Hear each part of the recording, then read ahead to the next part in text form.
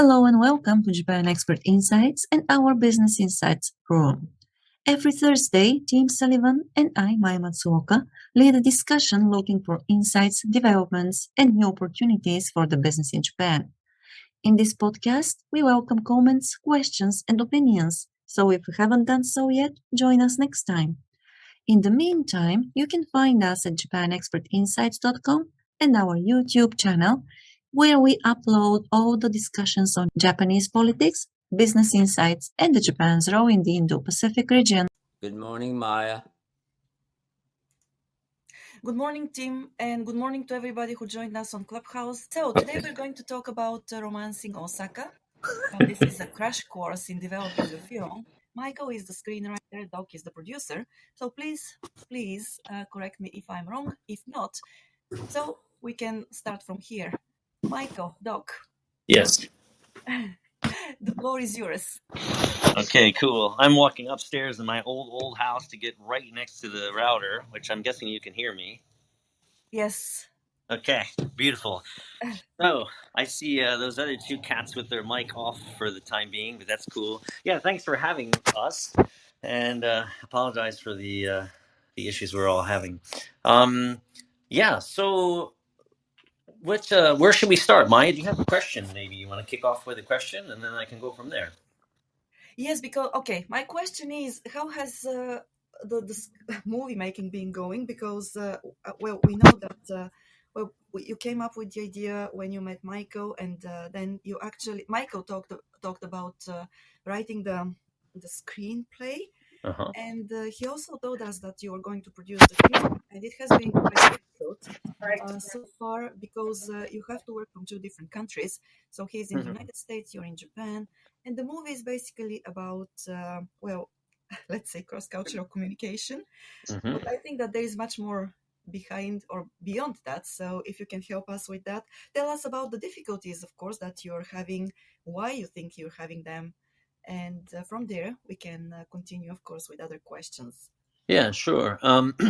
So yes, just to recap, so I found out about this story just hanging out on LinkedIn, basically, and someone had liked a post that Michael had written about having finished the script. He said, "Oh, I haven't been around here for a while. This is what's going on." I saw it. I reached out. I said, "Wow, this is really good, and I'd like to help you get it made," basically. So I optioned the script, and we went kind of off into the sunset, into the beginning parts of this sunset, at least, and trying to get this thing made. So it's the biggest thing I'm learning right now, and we're very much in the early stages of this, is that it's a slow process. And this is my first time producing, and it's Michael's first time as a screenwriter. And it's making a movie is like running a small business, and I've done that before, and I've worked most of my career in small either family businesses or startups, and so I've seen firsthand kind of how that works, and it's a lot of juggling.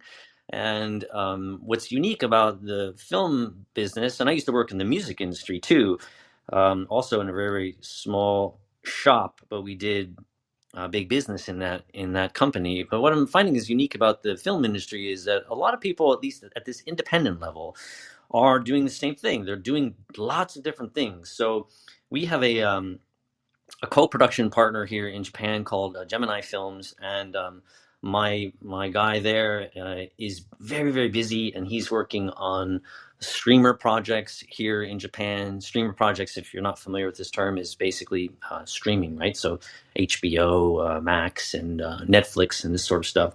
So he's a line producer by trade, and he's been in the business for a really long time, and he's just really, really busy. And so trying to get people's time to either read the script or just have a conversation sometimes is the most challenging thing now. That's the biggest thing that we're dealing with. And it's why I think movies take so long to make in this world, or at least in the development stage, why it takes so long to get things kind of moving. And then we have this additional barrier, which is language barrier.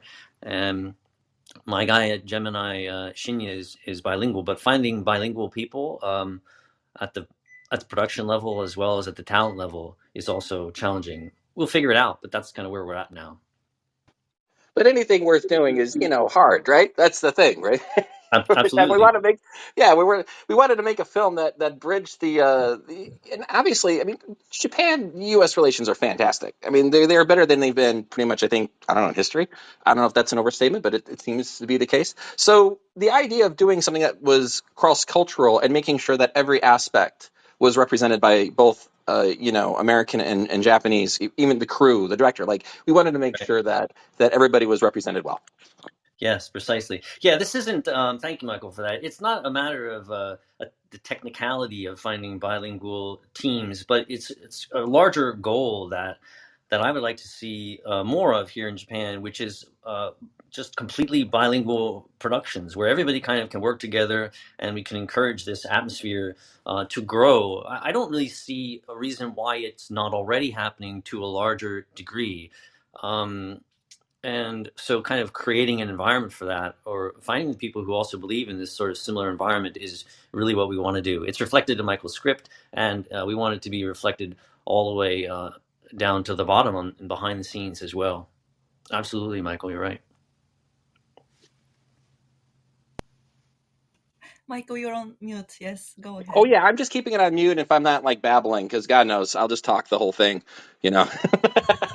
No sweat. Yeah. So yeah, no, but to add to that, I mean, a lot of just the foundation of it. I think when we started the project, when I wrote it, I've had a lifelong fascination with Japan and Japanese culture and Japanese people. A lot of that came from my grandmother, who was born in Manila, the Philippines, way back when. And she was there during the Japanese occupation. Needless to say, wasn't the best time to be in the Philippines. But she, what's that? Everyone's Yes, kind of cutting it out. Can you guys hear me? Okay. I yes, can I yes. can hear Well, you fine. Okay, cool. I let just me heard a ask little bit of you. noise. Okay. So long story short, yeah. But she was always very warm and welcoming. I think we talked about this last time we chatted. She loved Japanese culture and never really phased her. And so carrying that tradition, obviously I'm 2 generations removed from this. But it just felt like one, there isn't any good romantic comedies for older people. I think romantic comedies come in 4 flavors. All right. Now let's go on this journey together. One, you have what we call in America the Hallmark movie. I don't know if you've heard about these in Japan, but they're basically usually centered around Christmas. Usually somebody isn't feeling the Christmas spirit. Sometimes a loved one has passed away, and then they have to go to like a Christmas town to find someone they love in the true meaning of Christmas. They're very cheeky and cheesy, but very non-offensive. And they do very, very well, especially for an older demographic here in the States. The second rung is the crowd pleaser. And I think films like um, what was it?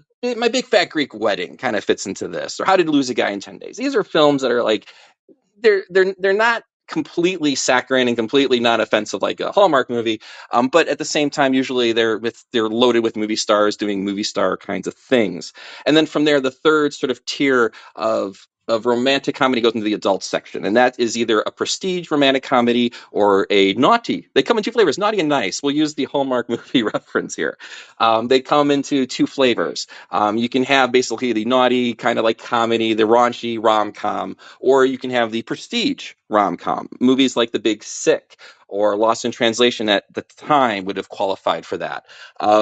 I think like movies like Crazy Rich Asians sort of dip their toes into crowd pleaser, but also a little bit into prestige. And I think when we were doing this film, we wanted to kind of go into that tier. We wanted to write a romantic comedy, but we wanted to make it something that addressed the things that we have in our cultures. Dylan Davis, the main character, is dealing with being involved in a mass shooting, and Haru Nomura is dealing with the sort of inequality of gender in her country. Now, no film will ever solve these problems. If they did, we'd be in a much better position now as a society. But if I think in the end, I think Doc recognized this, and he gave me such great compliments about the script, and I'm always forever grateful of that, but was to try to create something that was obviously a crowd pleaser. This isn't some sort of avant-garde film, that's about a guy in a basement, talking to a shoe that has the soul of Alan Watts. This isn't something really pretentious. This is something that people can really enjoy, but also can say something about both of our societies and the future of both of our societies. And that's it. Yeah, I think well said, Michael. Yeah, we're creating a story that really, or Michael has written a story, I should say, that doesn't really fit in one of these containers so well. But I think that's what makes it beautiful. Um, and I was attracted to it because of that. And one of the things that we have learned as we've worked on the project in this early part of the development stage is how the story needs to maybe be uh, tweaked here and there to accommodate certain kind of things that are expected when it comes to film. So I read a lot. Michael reads a lot. My wife is a huge reader, and so one thing that we notice is when you're a reader and you're reading a script, and I've read lots and lots of scripts. I used to be a story analyst. You kind of think about it as a story, as opposed to what it will look like on the screen to a degree. And so you become involved in the story and you miss things like you would in any kind of a story. And so we've received some feedback from people. We've had a couple folks have a look at the script and give us notes. And that the notes have guided us in a way to transform the story in some very slight ways, but in ways that modify it in a nice way for the screen. And so Michael and I have been going back and forth a lot on this and sharing notes and thinking about new ways to spin certain sections of the story. So where do we need to maybe pump up drama, or where is the comedy weak? Where does this character not connect so well to the story we're trying to tell? Despite having a finished draft of the script, every script always goes through a lot of changes. Famously, many movies change things right at the point of recording a scene almost. So that's one thing we've also been playing around with, and it's one of the things we've learned. So it's not an attempt to try and fit the story into a bucket, but it's to make sure that we're hitting all the right buttons, so that when you're sitting in a movie theater, it feels like you're watching a movie and not reading a book, not reading a story necessarily. They're two different experiences.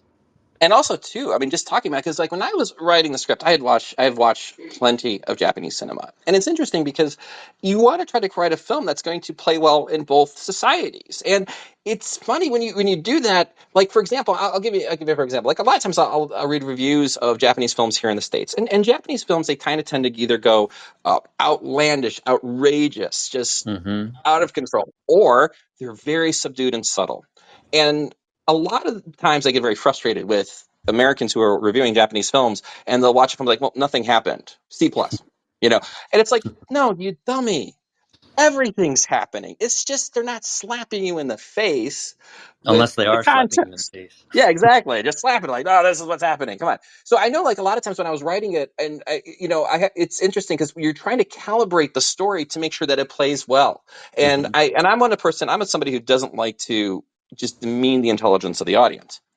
I don't think we need to make things too obvious. But sometimes you can go the opposite way, and you're like, oh crap, we got to throw a line in there that says what's going on because that's going to lose everybody. They may not pick up on it. So Right. really, in the end, I mean, I think the nice thing about DACA is like, we haven't changed the story a ton. We've Right. just tweaked a lot of it. And as my old art teachers, Joel Milosevic and Steve Sherrill, would have told me in college, the trick to art is darken the darks and lighten the lights. If you're not sure what to Mm-hmm. do with your painting, if you're not sure what to do with your work. And so I kind of apply that same mentality to coming up with a story. If there's certain areas in which it's like, okay, we got to be a little bit more clear as to what the intentions are to this particular character, Yeah. as well as making sure that people understand that, also too, that this is a film. I think that's the other thing to take in mind, is that even though we're trying to be very realistic, we're not making a documentary, we're making a movie.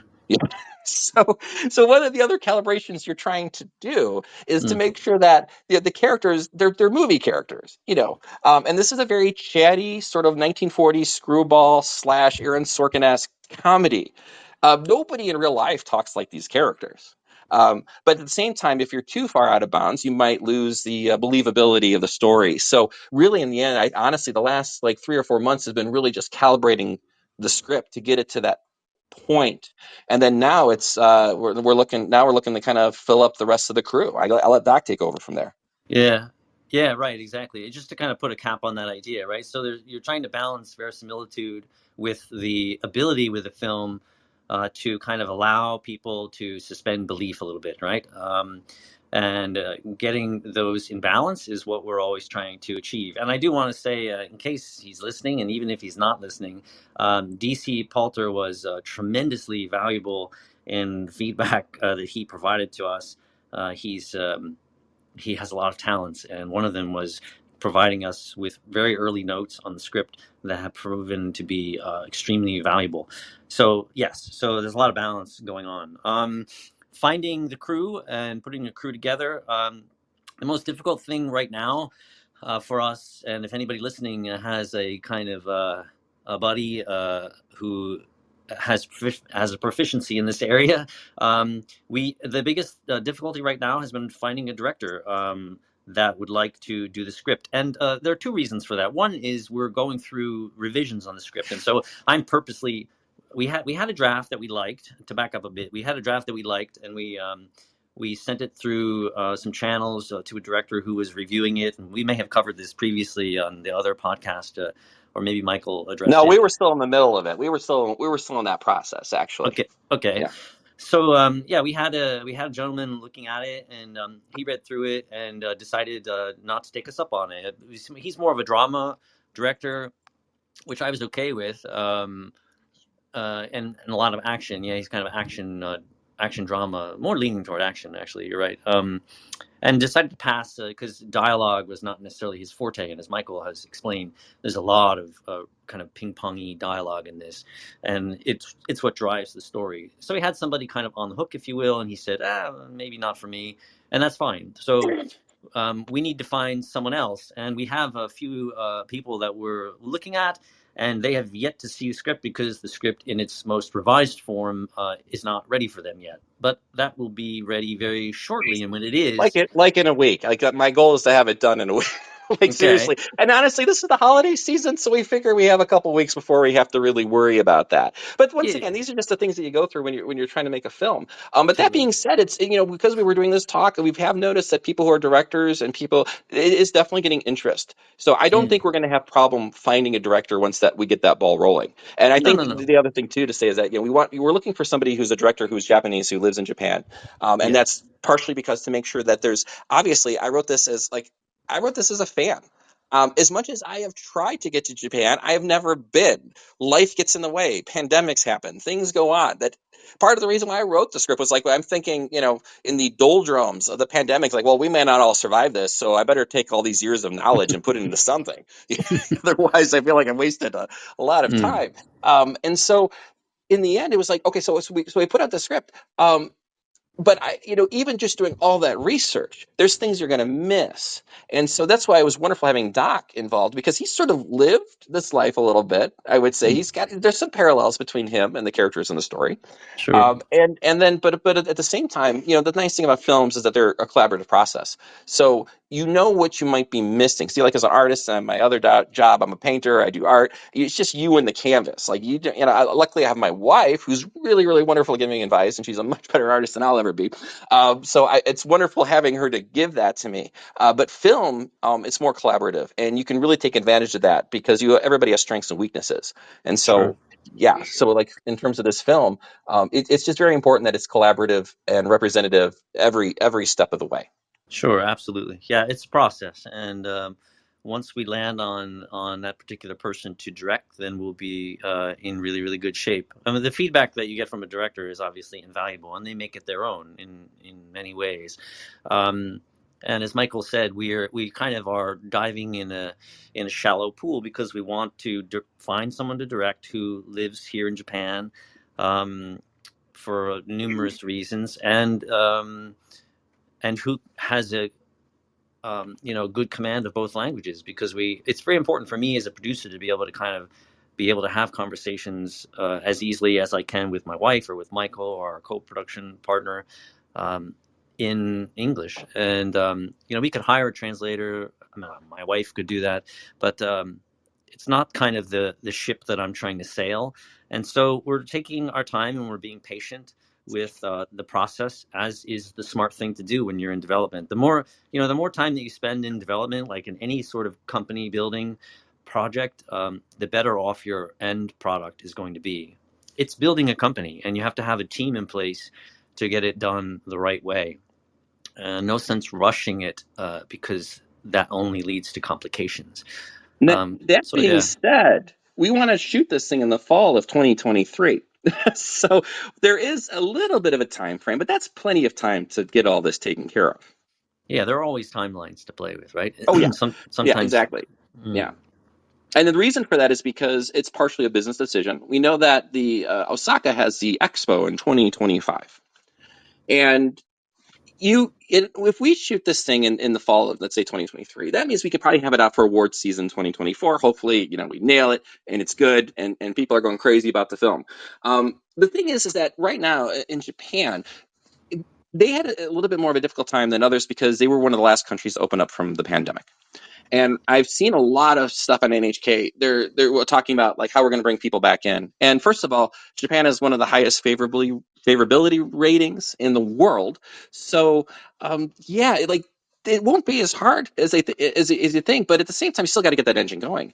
And the thing about movies is that in cinema is that movies are wonderful for being almost a travel log, almost like a fun narrative National Geographic for a location. Being in Chicago, we grew up on Ferris Bueller's Day Off, and Ferris Bueller's Day Off sells the city of Chicago in the 80s and 90s better than any corporate video ever could. And thinking about the film Lost in Translation, obviously it's 20 years old, and we always have to say any film that's over 10 years old, guys. Let's just be honest. There's going to be issues. That's something that we always knew growing up. We were growing up in the 90s, like the films of the 80s. Oh my God, these are so bad. It's par for the course. Anything that's over 10 years old is gonna there. You wouldn't make the same choices now as you do back then. But that being said, I was watching this thing about the whiskey wash. It was a whiskey podcast, and this delightful woman was talking to the guy who works over at the Park Hyatt Tokyo now, and he was saying even 20 years later, once a week, somebody comes in with a pink wig because they want to relive that experience. And so, looking at the city of Osaka, I began to realize, well, Osaka and Chicago are sister cities. We have a lot in common, and we covered this in the last podcast. But the fact of the matter is that Osaka, at least in the States, the last film that really featured the city was Black Rain from 1989, Ridley Scott. And needless to say, wasn't the most favorable portrayal of the city. And it's like you have this wonderful city that just hasn't been utilized in film. There's so many great things about Osaka. It just seemed like, well, why hasn't this been done? And I think Mm. as an artist, you want to bring something to the world. I mean, you can get very pretentious and just do whatever you want to do, and that's fine. And there's a place for that. But I kind of felt like there was a film here, just in the city itself, that something needed to be done. And I have never been to Osaka. I just learned about it a lot, and learned a lot more about it in the process of making making the screenplay. But it just seemed like, okay, this city is due. This needs to happen. And I think that's the thing. Like, then, as an artist, you want to bring something to the table that nobody's seen before. Mm. It's your job, is to bring perspectives and ideas that haven't been done too often. Yeah, yeah. So one of that's what Michael's talking about here with regard to the script is something that does play heavily. It is kind of a love story to Osaka, even though he hasn't been here. So there are many areas of the city that are covered. There are parks and certain architectural places that are visited without giving away any big secrets. The mood of Osaka is very present. There's a lot of eating, of course, as Osaka is good for eating. Somebody mentioned in the comments that having someone involved with the story who's from Osaka would be important. I completely agree. A few of the directors that we're looking at are from Kansai, and one in particular from Osaka. And Well, your my wife, wife is from Osaka. Yeah, I mean, my, right off the bat, we do have representatives, so it's not like we're completely coming from this from left field. no, yeah, right. She's Yeah. not from Osaka. She's from Shiga, Oh, but she's from this Kansai region. And so that's another thing. So when we translate the script, we'll pay a lot of attention to getting this thing in Kansai Ben, right, and Osaka Ben. So all of these little kind of intricacies are really important to us. I think Junko asked in the hi, chat Junko. room. Yeah, I think so. Is this in Japanese? The script is in English. Michael wrote it in English, but we'll have a Japanese version at some point. The dialogue is back and forth between in English and Japanese, so it's a bilingual or a multilingual I would say it's like story. 75% English, 25% Japanese. Yeah, it's a good And mix. that was It the other thing too. feels. When you're trying to write for dialogue for another culture, you just, once again, just try to do your homework, and you say, okay, well, you want to phrase the English knowing that this is going to get eventually translated into Japanese. And more importantly, somebody from Osaka who understands that there's a particular way, like in America has this too. There's somebody from Seattle probably won't talk the same way somebody who's a native from Miami, or Deep South or New York, New Jersey. There's different dialects. There's different, there's different mannerisms. So yeah, I mean, we're making sure that we're going to try to get everything as buttoned up as possible. But that being said, obviously coming from my perspective, part of when I was writing the screenplay, I was like, okay, well, I have to write it. I have to put at least a little bit of myself in it, because one, that's sort of like what's expected now. But two, I think in some ways, this was the trip I wanted to take. Like I wanted to get to Japan. I can't get there yet. I'm sitting there, my wife and I are stuck with COVID. So you're like, well, maybe I'll write this, and then maybe, who knows, maybe we'll actually get to visit one day. Truth be told, honestly, I never thought it would get as far as it has so far. So thanks, Doc. Thanks for that. That's the beauty of it. Yeah, no sweat. Maya, Tim, why don't you chime in? We're babbling over here. Please help us. Yeah. No, I've been enjoying listening to you guys. And I know I've said this before, Michael, but I completely agree that Osaka is to me, it's the perfect place to feature, because in my experience with Japan, I've always looked at Osaka as the funkiest. It's funky Japan. And and I mean that with love. I absolutely love Osaka. I have friends there. The music scene is fantastic. Comedy is fantastic.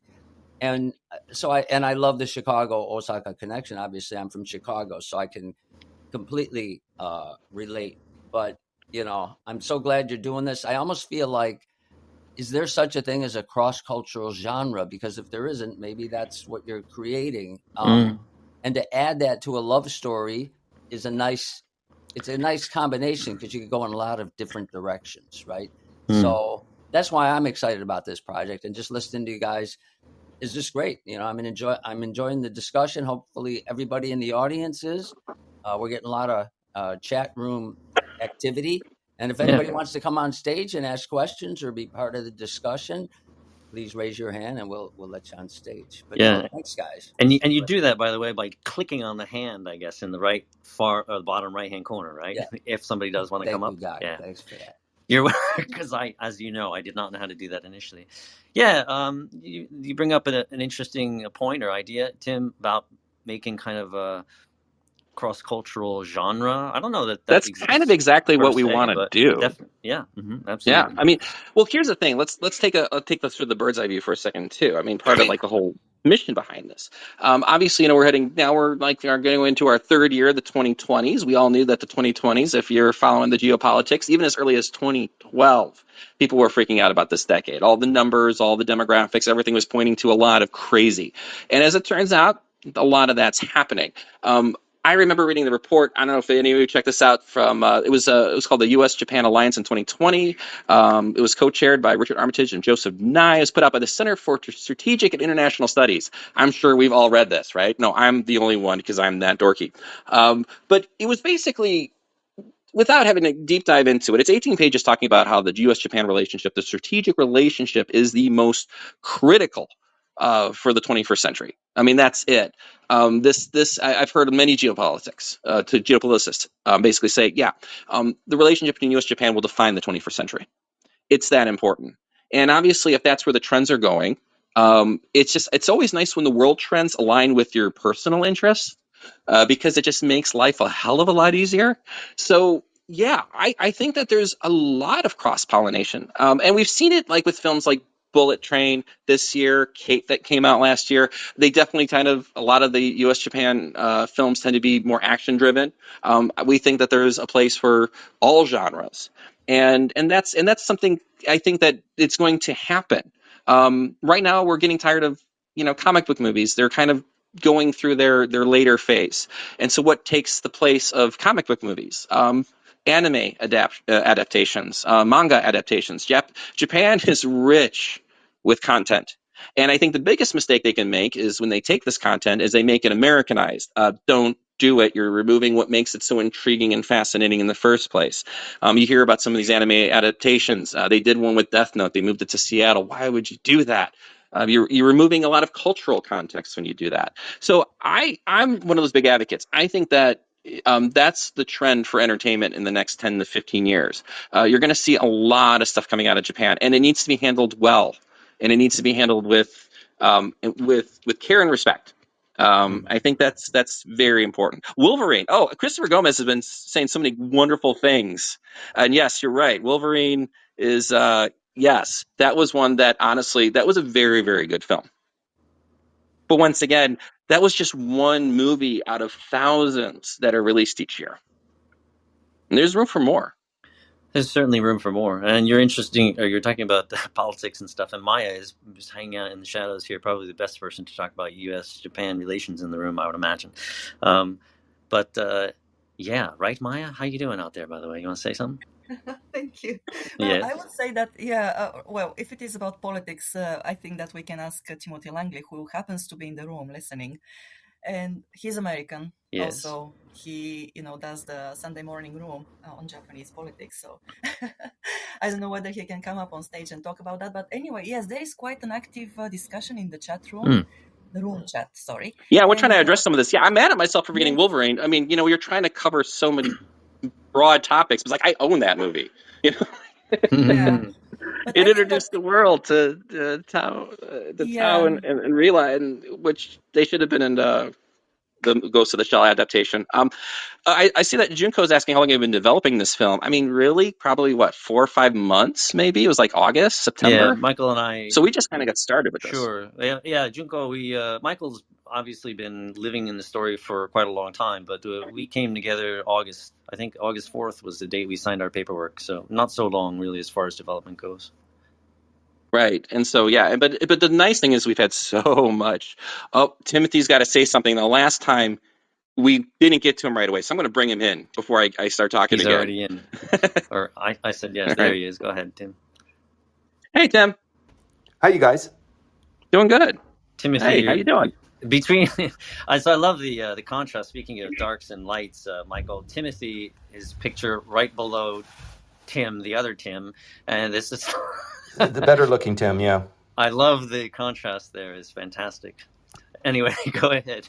So I signed on early this morning. I was looking forward to the room. I really enjoyed the last time you were on, Doc, and I really enjoyed the shenanigans of trying to get launched and the bandwidth problems that we were having. I'm glad that you were entertained by our frustration. I really was. We should have in this room Deborah, because Deborah has been shooting films in Japan for the last 30 years. Huh. And she has gone on talking about Black Rain and The Last Samurai, which I think she had she was participating in. I believe, I know for The Last Samurai she was involved in that and talking about getting the horses from all over Japan because they couldn't import horses. They had to use the horses that were here. Oh, wow. And just all sorts of different things, and Black Rain.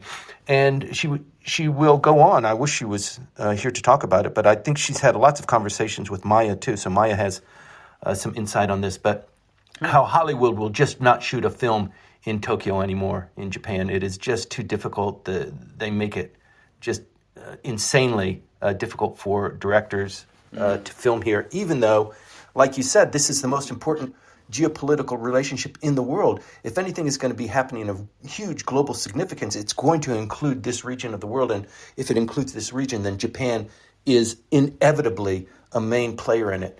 And there's just no exposition of what it is like to live in Japan, what the Japanese are truly like throughout the world. And I think if you guys get the combination right, if you get the alchemy right, this could start a genre, because there are lots of stories here, and it's just a cool place, like you were saying. This coming to Japan has the highest positives for tourists of any place else in the world. But it just the exposition of what it's like in Osaka. My God, pick a city. I think you guys are really onto something. So I'm really eager and encouraged by the work you guys are doing. Thank you so much.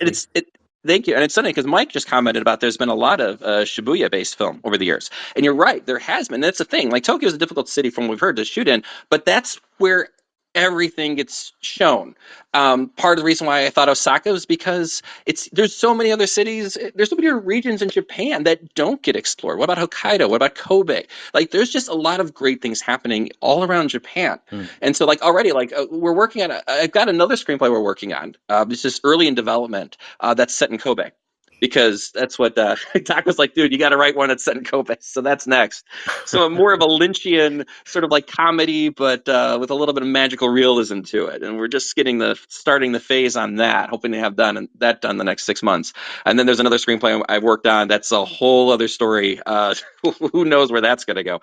But yeah, so yeah, there are just so many regions around Japan that are just begging to be explored. And I'm also too, when you look at obviously the trends of entertainment, people are going to be staying home more. People aren't going to be able to travel like they used to, partially because of the geopolitics and the populism. Although Japan, I think, will be a very friendly place to continue to travel to. I think one of the things we're trying to realize is that now that the system's kind of breaking up a bit, there are countries you can't go to anymore. I mean, I grew up in the 80s. No one ever went to Russia. It was closed off.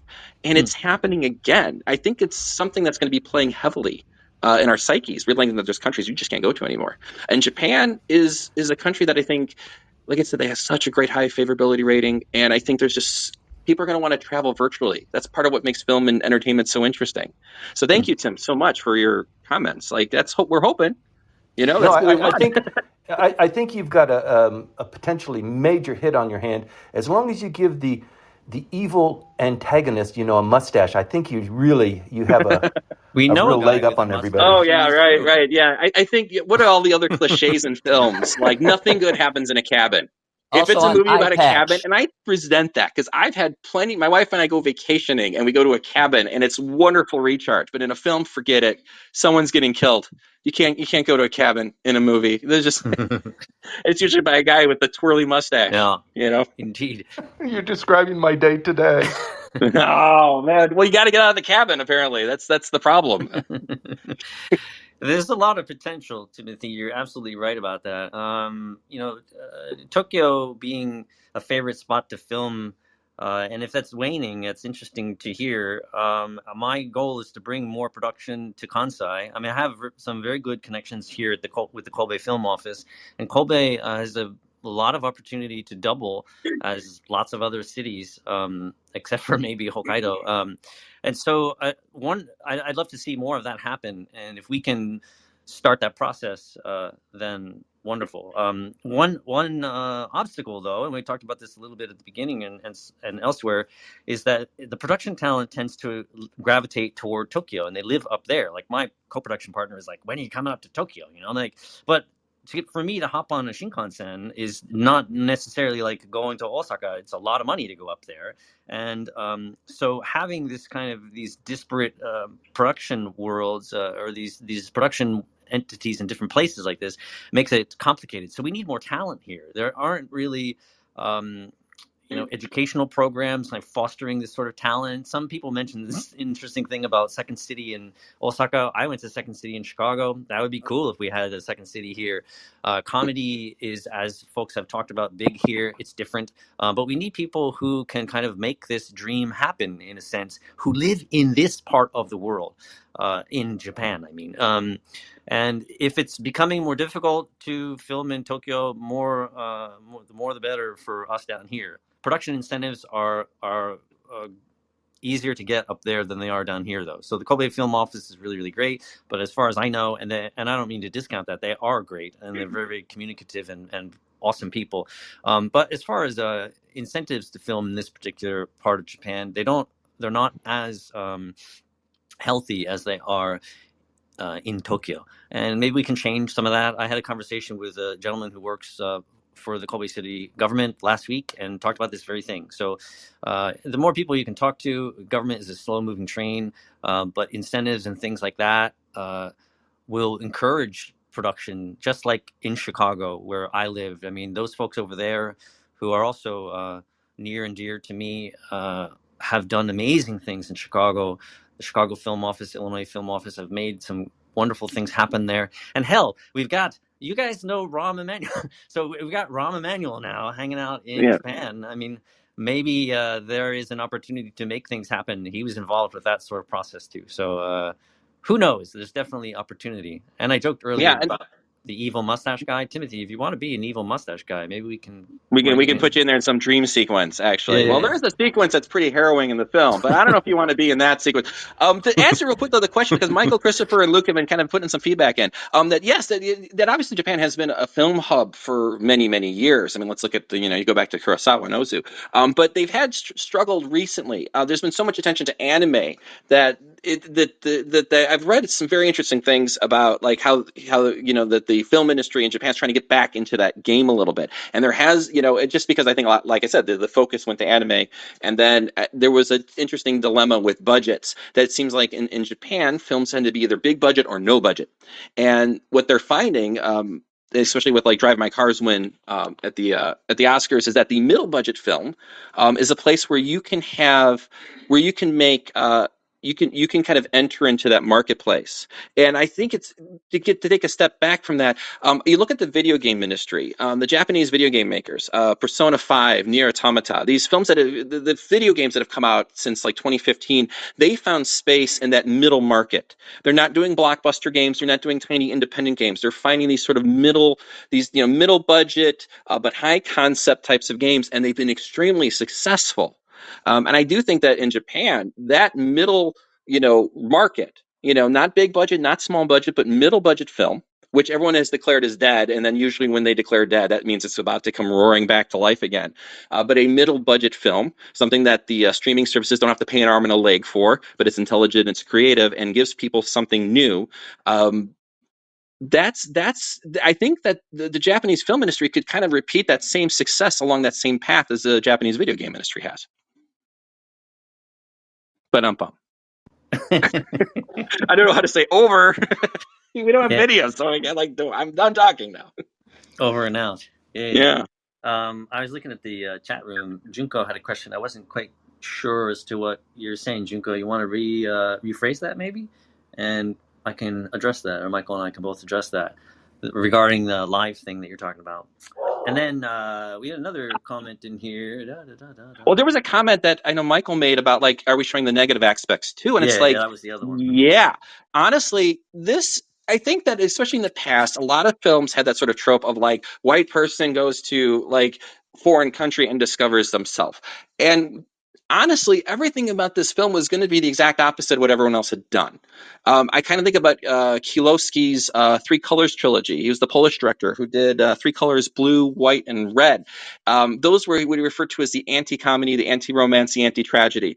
We wanted to take all the familiar tropes and kind of flip them on their head a little bit, because that's interesting. And that hasn't been told yet. So in some ways, the main character, he's trying to run away from what he says he loves Chicago, he loves the city, but the country it's in is driving him crazy. So he thinks he's just going to go to another country, a country that he loves, and everything's going to be all right. It's not that easy. To move to another country, much less a country that's very different. Even though we explore a lot of the similarities between Japan, America, Chicago, and Osaka, there's a lot of the characters. These are characters that are going through some stuff. Haru, one of the balancing acts that we're trying to do with her character is, I kind of like my characters to be a little rough around the edges. I think about like Kristen Bell's performance as Veronica Mars. Like Veronica Mars is a female character. She doesn't make the right decisions all the time.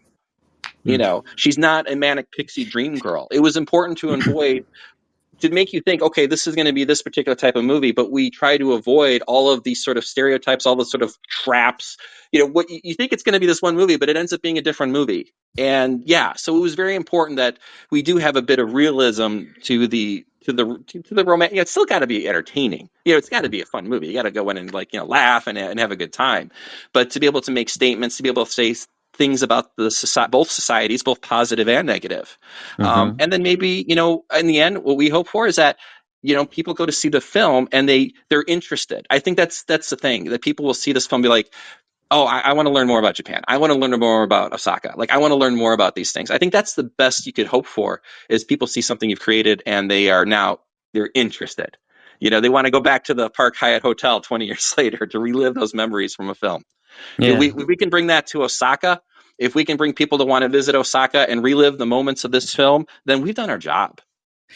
Yeah, absolutely. I mean, Osaka being a character really in the film.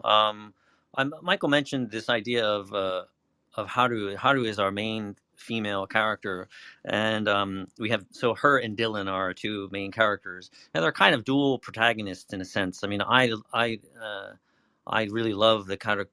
I'm almost going into Japanese accent there. For that's interesting. I really love Haru as a character, and she is a very strong woman, and I love strong female characters. My mother was that kind of person, and even characters in my stories that I write, they're very strong, and so that has been a very important thing for us to focus on.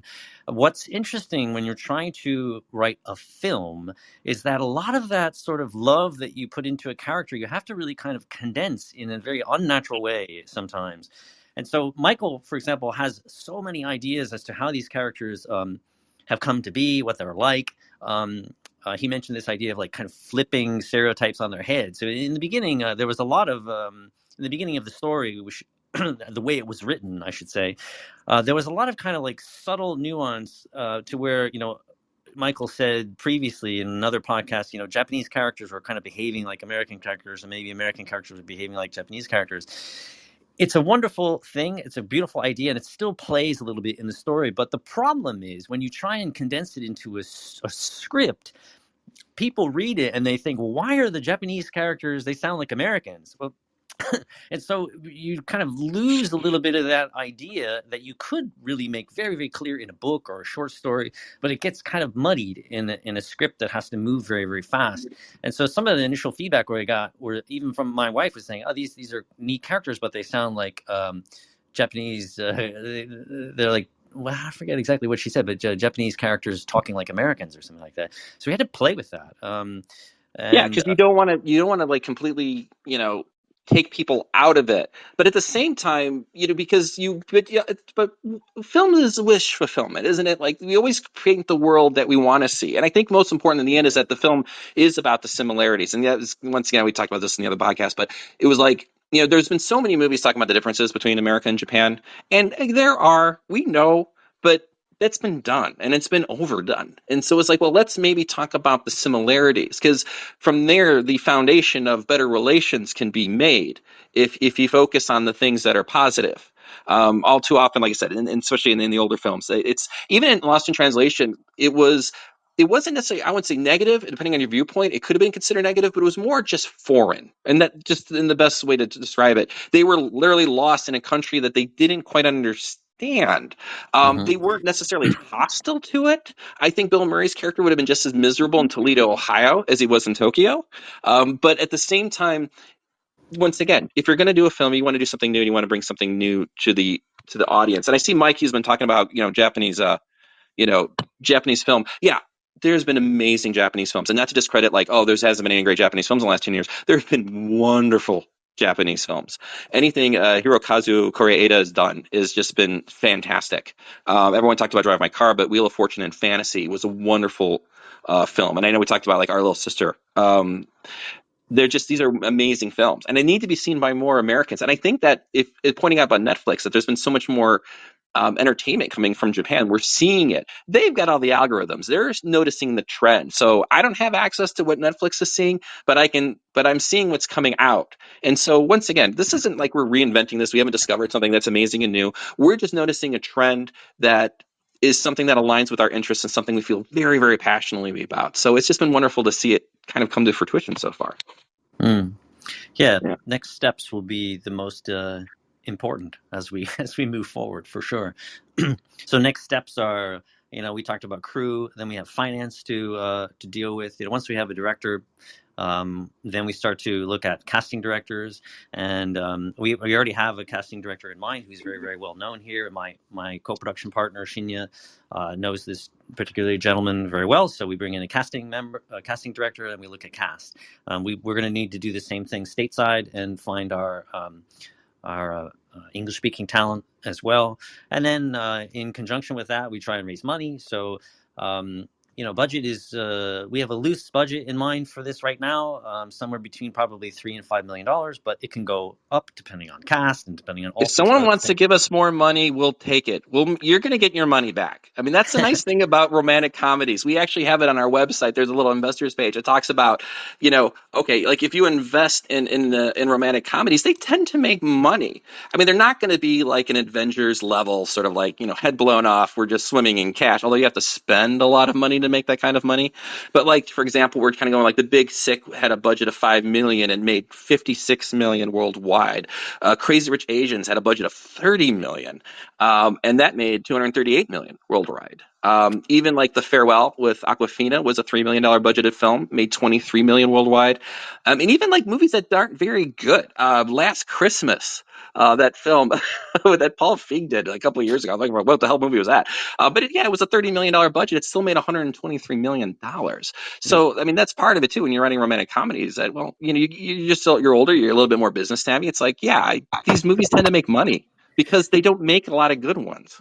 Yeah, they certainly have potential if the script is strong and the story is strong. Keep in mind, everybody, this is not a prospectus you're reading, and these are not these are not guaranteed returns on Oh investment. no, they're not. No, this could all go to hell. Yeah, I yeah. think though it's interesting we've learned though about like we will say this is that because of streaming and because of the advent of streaming, I think like one things we're learning is that like films used to be they still are. They're it's high stakes poker. I mean, let's not kid ourselves. Yeah, no, so I get it. Like we got to make sure. No, it's like there's never a guaranteed return on investment in film, because you literally are building a business and you don't know if people are going to even go walk through the front door. It's a very weird business, right? Because you're basically building a product you don't think anyone wants. Like, and they don't know if they want it. People like the movies. Hmm. But then what happens is in the old days, like because you never were sure if you're going to get like played or you never knew how the box office was going to be. It was kind of an all or nothing thing. With streaming, there are avenues where I think that you can still make a decent profit. But the visions of like people thinking, oh, we're going to retire off of this, probably not. I'd be lucky. We'd be lucky to make the money we lost from the Great Recession. Just Hmm. savings. It'd be nice to have savings again, right? That's Hmm. the thing. Like the film business now, it's like I think that there's definitely potential. I would say it's probably a slightly less risky like investment because of the need for streaming services to fill up the bandwidth. But at the same time, it isn't. It's just a different dynamic. I guess that's what I would say. It's still risky, but it's a different type of risk now. Yeah, it's inherently risky. I mean, there's no way to know. I mean, that's the nature of film, and it doesn't mean that there are people who aren't out there who want to invest or want to kind of get behind a project because they like the idea. I think, and it's the same is true with talent, right? I think some people, actors, will say this one is for me and the next one is for them. This sort of idea. People want to play behind stories and concepts that they believe in, and I think we definitely feel the interest in the story, and hopefully we can be introduced to people who want to support us. There's money that's needed throughout all different stages of development. We will probably shoot one scene in Chicago, and there are incentives to film in Chicago that we can take advantage of too. It's hard to say how much the movie will cost. It's impossible to say how much the movie will make. We'll know how much it will cost, and we'll have a budget when that time comes, but we're not quite there yet. And so we just keep moving. And sometimes you get people at the very, very last minute who make a thing happen, and we'll realize that when it does happen. I want to address just a simple question that I've seen Marvelous. He's been marvelous with the most marvelous name ever. Marvelous Jefferson's awesome. Yeah, he met Marvelous. me because we were talking about the Persona 5 thing. But anyway, go ahead. Yeah, so Marvelous asked about PAs. Yeah, sure. So one of the first people that I'm going to hire as we get moving on this thing will be a PA, somebody that can help me chase down sponsorship opportunities and do all sorts of other things that need to be done stateside, and I'll have the same kind of counterpart probably here as well. So that's another cool thing, by the way, that if you're thinking about investing or people who might want to consider that angle with regard to the film, Michael has done this really kind of very cool way of building this story around marketable ideas, right? So there's plenty of opportunity for brands to play in a disgusting kind of way, if I could say that. No, yeah. Well, remember too, Um, we're part of that generation that was like, "Oh man, you can't sell out," and then the yeah, generation below us was like, "Oh no, it's okay, you can sell out. That's great. You sold out the tickets." And now Gen Z is a little more like kind of like has a foot in both philosophies. No, I mean, it seemed like the best way to do like product placement and the best way to talk about the actual business side of things is to do it in an organic way. That yeah, these characters would be drinking this, they'd be eating this, they'd be doing this. Like that's it doesn't feel forced. Like I remember, I think I was watching like there's a couple of movies that were like I think I was watching the remake of The Secret Life of Walter Mitty, and it almost just seemed like you could tell like the product placement seemed obvious. Like the mother was really excited about like Papa John's pizza for some reason, and then he goes to like Norway and he's in a subway like. But it's a beautiful shot of like the interior of the subway in Norway, and yeah, you don't want to do that because it takes people out of the drama of the story. People think they're being sold to. That's fine. But that being said, part of the exploration of Osaka is what Osaka has. So yeah, I mean, you write something that has places to put your products, your services, whatever. That's fine, but it does so in kind of an honest way. I think that's the best way to put it. yeah, We're not writing a story around advertising. We wrote a great story that there's pockets where you can put that in there. right, exactly. It's not like brands are appearing in the story at all. It's just you look at a scene and you say, "Oh, this would be a good place for whatever." I mean, they're driving a car, and there are cool cars in Japan that I like, and I can imagine a character in, et cetera, that sort of thing. So really, really kind of natural placement as you suggest. I'm trying to be mindful of time here. It's 9:15, and Maya had to duck out. I want to make sure Yeah, I everyone know. else. Well, we only lost a couple people, so no, apparently you we're guys. slightly entertaining for all those who made it. Thank you. Yeah. Thank you for being here. Yeah, Indeed. and that's why I wanted to let you guys keep going, even though we went over. You were just interesting, and we were holding the audience. And thank you really very much for today's talk. You made my job easier. I just sit back and let you guys run the show, and you did great. And so, Thanks. just to kind of tie everything together, and we'd like to have you guys back in the future to talk about your progress, but you were talking about next steps, and I think you mentioned the crew and, of course, the financing, which we talked about. And by the Mm-hmm. way, thank you for the lawyerly, Mm-hmm. caveats to all this. I appreciate that. I was laughing. Yeah, Um, federal prison does not sound too exciting to either one of us, I'm sure. yes, and casting director, a cast, and again, raising money, 3 to 5 million budget. And I wish you guys the best. Anything we can do in our small, humble way to help and promote you, we're happy to do it. Just really wonderful. I'm reading the chat again, and we will be in touch with everybody. We're going to let everyone know how things progress, and it's just Yep. and really just thank you for spending this time with us. I mean, it really means a lot. It means a hell of a lot. Thank you for coming and staying with us today. We will be on air next week on Thursday at 8 a.m. Japan time again, so join us.